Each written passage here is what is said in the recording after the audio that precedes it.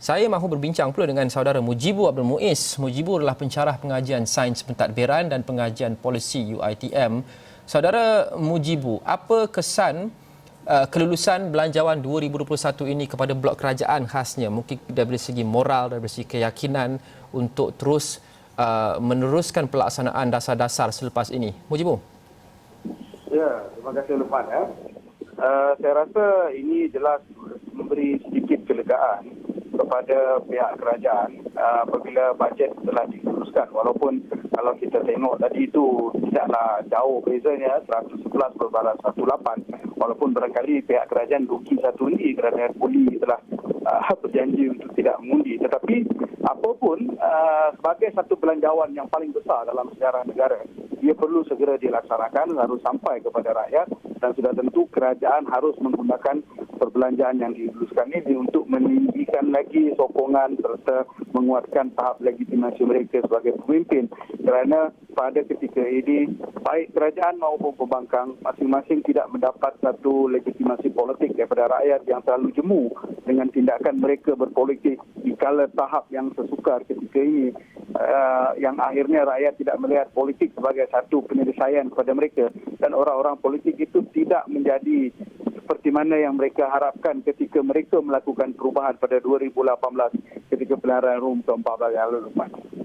Okey, apa pula kesannya kepada pembangkang, Mujibu? Kita lihat pembangkang seolah-olah sangat rapuh sejak belanjawan dibentangkan, dan juga bacaan kali kedua yang mengatakan begitu lantang bahawa mereka tidak akan menyokong, dan kemudian apabila seruan undi belah bahagian dibuat di Dewan Rakyat pada ketika itu, tidak cukup 15 orang bangkit untuk memastikan undi belah bahagian dilakukan.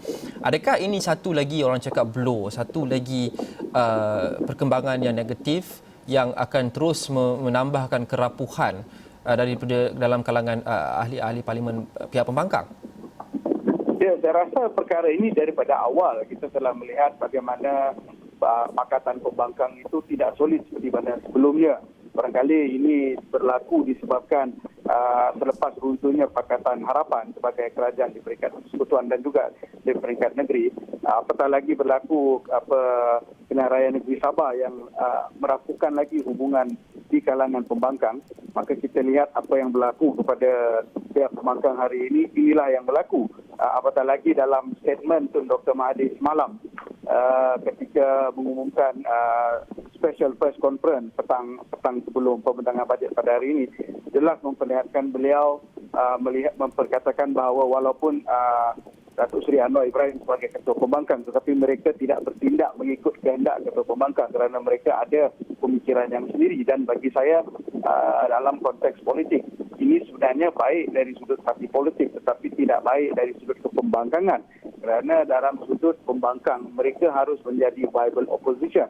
Maka kalau menjadi satu viable opposition dan mereka perlu untuk bertindak secara en bloc, maka itu tidak baiklah bagi saya, kerana setiap parti politik walaupun mereka menjadi pembangkang harus memainkan peranan mereka sebagai pembangkang yang berkesan, dan tidak hanya membangkang semata-mata, membututuli semata-mata, tetapi harus memberikan idea, memberikan penyelesaian, memberikan alternatif kepada apa yang dibentangkan oleh pihak kerajaan dalam perbelanjaan. Kerana kalau kita mengikuti perbelanjaan daripada awal sehingga ke hari ini, yang diserang oleh pihak pembangkang itu barangkali adalah komposisi rapuh kerajaan itu dalam mempertahankan perbelanjaan mereka, bukan isu bajet itu sendiri. Ya, jelas memang ada isu-isu yang berkaitan dengan bajet, bagaimana bajet Jabatan Perdana Menteri besar, ada bajet-bajet yang tidak perlu, dan juga bajet yang dikatakan untuk melawan COVID-19, tetapi keseluruhan bajet tidak menggambarkan perkara itu.